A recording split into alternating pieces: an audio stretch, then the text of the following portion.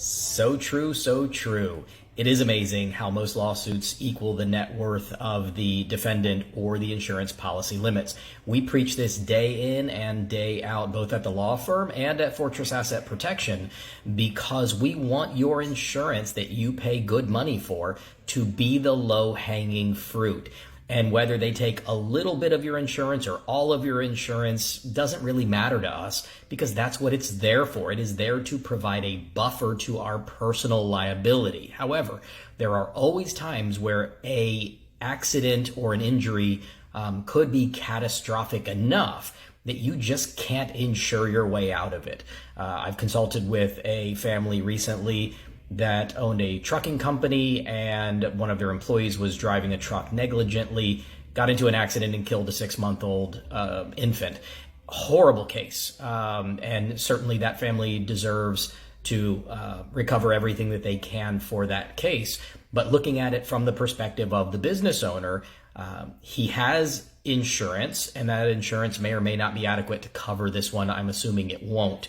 But the bigger picture here is that he owned the truck in his own name. So it's one thing to take all of your business assets and go bankrupt. And maybe in this case, that's the right, moral thing to happen for such a tragic loss. But he could have limited, through proper planning, the damages to everything that his company owns. The company goes bankrupt. The plaintiff gets everything that is owned by the company.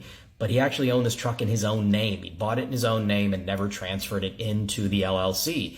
So he is now facing personal liability for well over the $1 million that he had in insurance coverage, and on top of everything else that he owns in his business.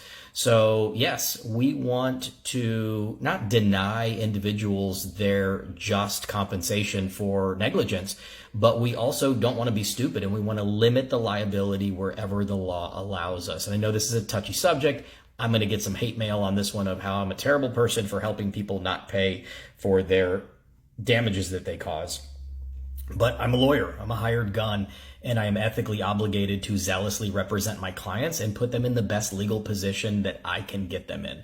And so preaching asset protection and letting your insurance being the low-hanging fruit that it's meant to be is what we have preached and what we will continue to preach to our clients. So if you're a business owner, if you own rental property, and you have additional questions, I'd love the opportunity to consult with you and explain where your liability is and how we can limit it. Have a great day.